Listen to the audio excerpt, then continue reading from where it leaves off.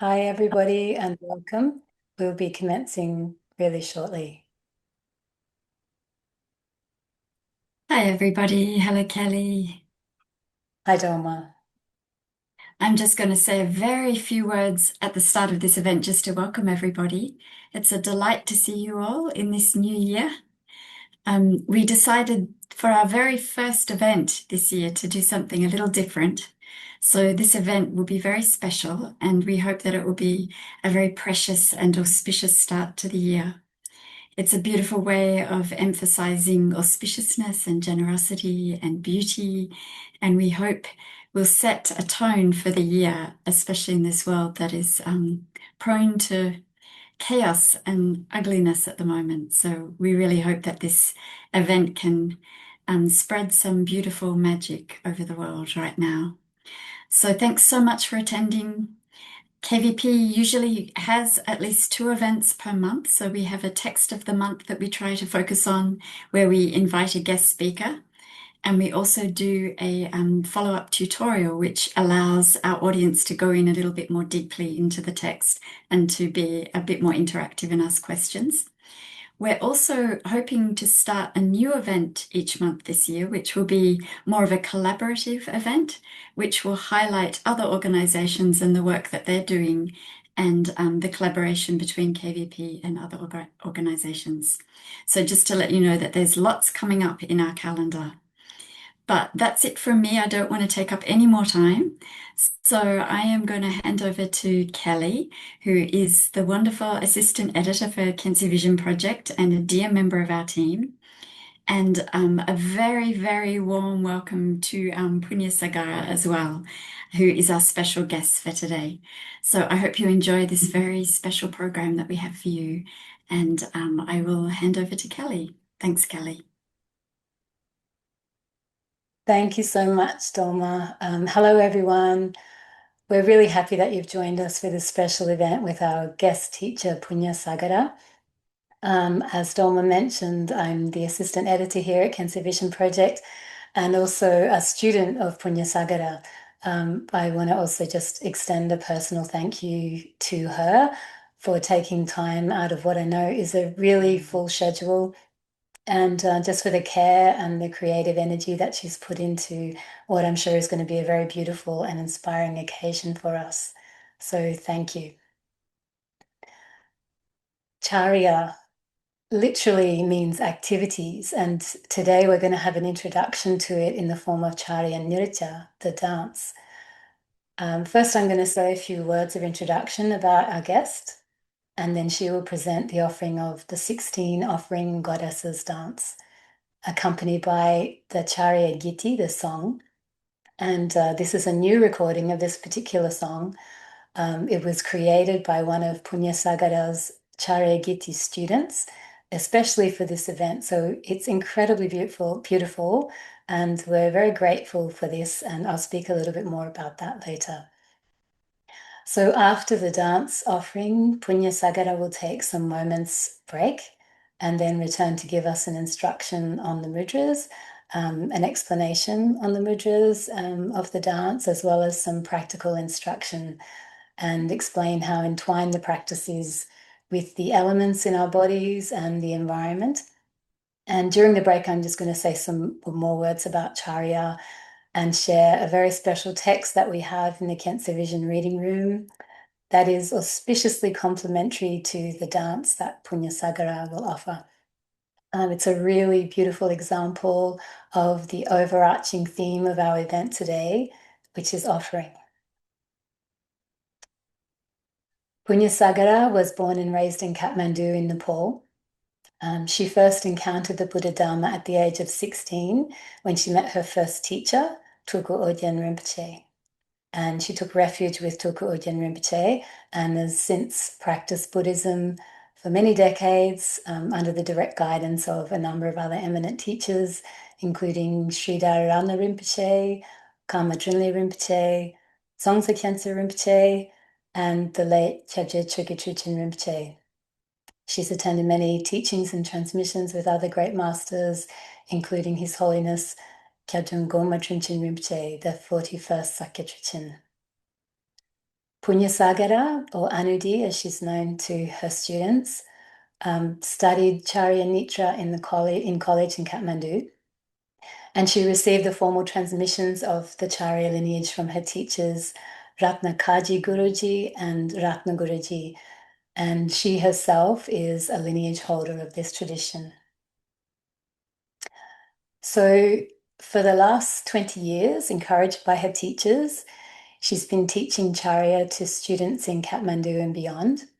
In 2019, under the auspices of Kensei Foundation, she conducted her first international workshop in Berlin, Germany. And since then, she's continued teaching in different parts of the world, as well as teaching students in person and online. I can see that many of the people who've joined us today are students of Anuji or who have attended workshops with her and have an experience of what Charya is and gain some understanding of really what it truly is. So I really welcome you all and thank you so much for joining us for this event today.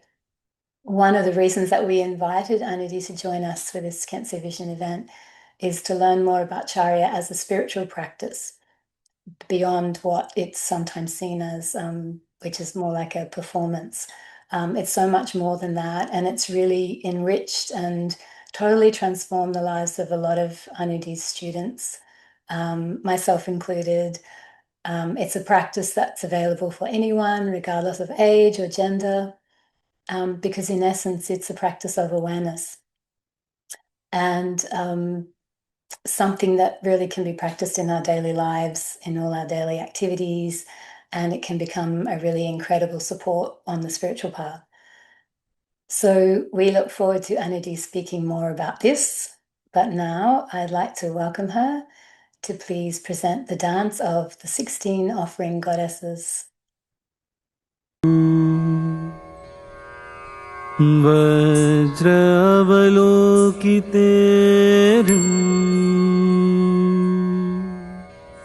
वज्रगन्धेया वज्रदर्पणे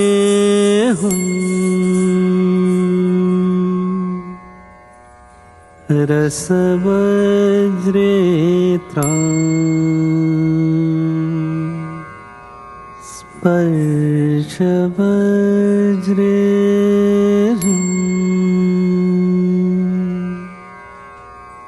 धर्मधातु गर्भेया.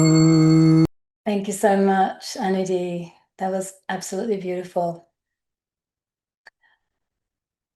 The Charya dance, very beautiful dance, is always accompanied by music and song, the Charya Giti. And today we heard a new version of this 16 Offering Goddess song that was recorded especially for this event by Charya singing student of a Charya student of Anudi's Amaya Gore. Amaya, who I believe is here with us today, has become a very valued and integral part of KF India Charya team, offering the Charya songs live as the practitioners learn and practice, which I imagine is a really, really wonderful experience. KF India are now supporting him in his Charya studies. And after hearing his voice, I'm sure you can understand why. It's so beautiful. So thank you very much, Amaya, for your offering for this event. We really appreciate it.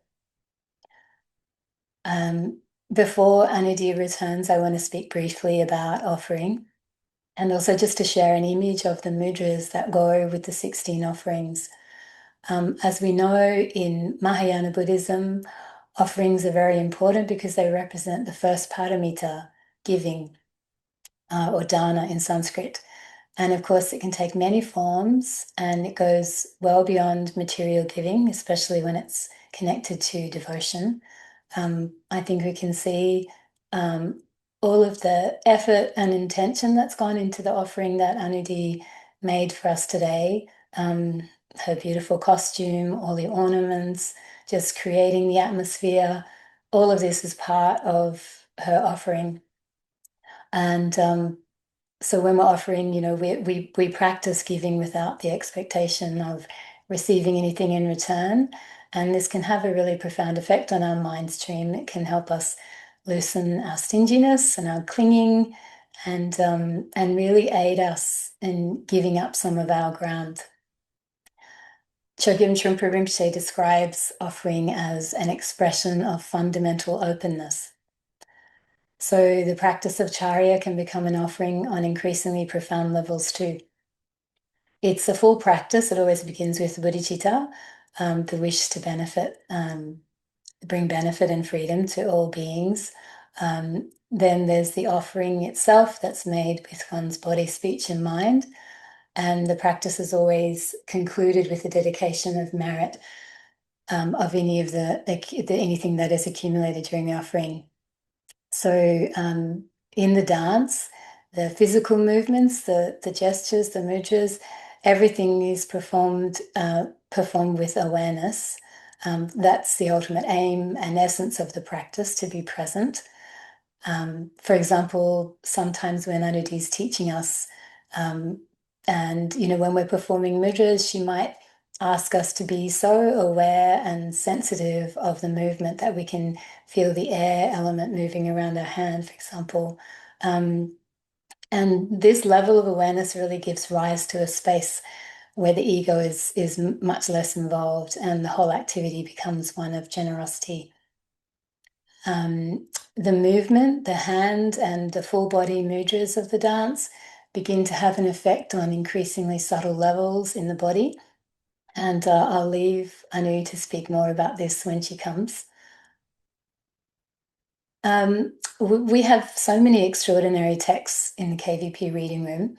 It's hard to have favorites, but there's one very special text that's a song of offering composed by Jangyi Khensa Wangpo, which aligns perfectly with the dance that Anudi presented today.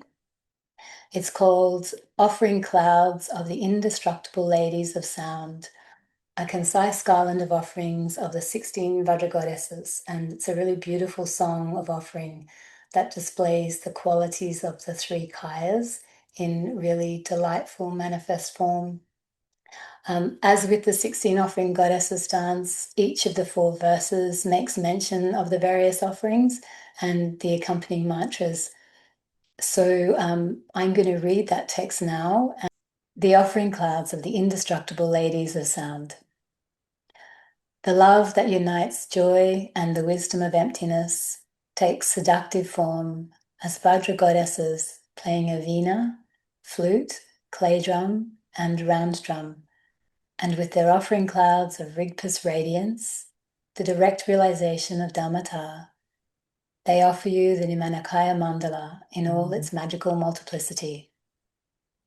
Om Vajra Vine Hung, Om Vajra Vamse Cham, Om Vajra Mirande Shri, Om A Vajra Muraje A. From complete emptiness, supreme joy arises as Vajra goddesses of beauty, laughter, song, and dance, and with their offering clouds of clear light, the increasing of meditative experience and appearances, they offer you the Sambhogakaya Mandala of unity. Om A Vajra Lasye Hum, Om A Vajra Malye Tram, Om A Vajra Gite Shri, Om A Vajra Nritya A. Total emptiness with special joy takes shape as goddesses of flowers, incense, lamps, and fragrance, and with their offering clouds of the basic space of the ground, Rigpa reaching fullness, they offer you the Dharmakaya Mandala, supreme in all aspects. Om A Vajra Pushpe Hung, Om A Vajra Dupe Tram, Om A Vajra Aloke Shri, Om A Vajra Gande A. Supreme emptiness and co-emergent wisdom appear as the Vajra goddesses of form, taste, touch, and the Dhammadhatu.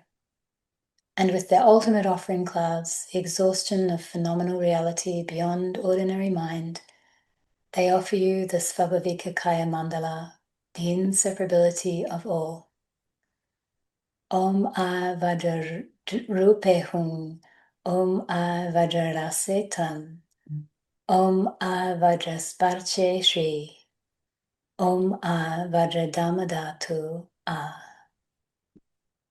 This surged from the sea of Vijayadhara Khensa Rongpo's mind, Savada Mangalam.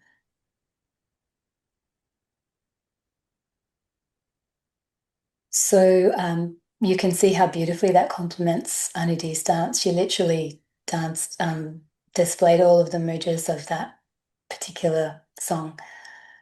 Ina, can I ask you to please share the image of the mudras of the 16 offering goddesses? Yes, Can you have a look at all of their respective mantras as well? Yeah, just 1 second. So I'll just start to talk a little bit more while you're bringing that up.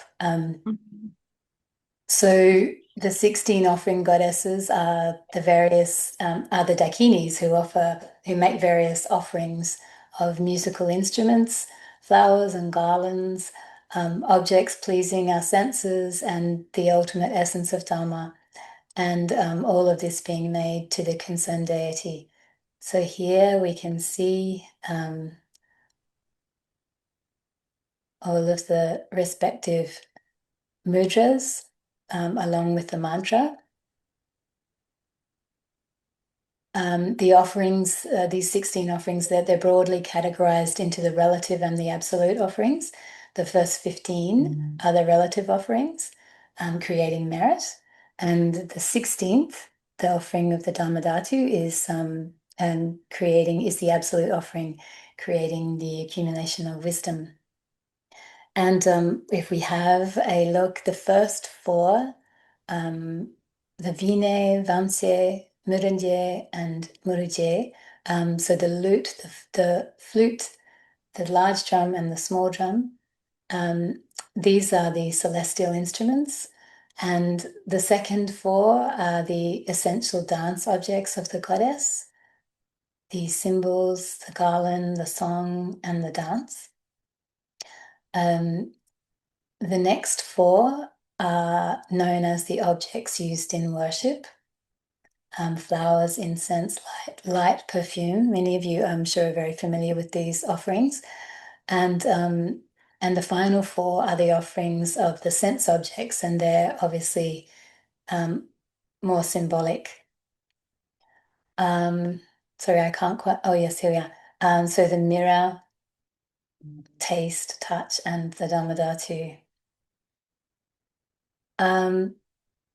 So the 16 offerings goddesses literally bless us and help us to accumulate merit, immense merit and wisdom, leading to a more awakened state.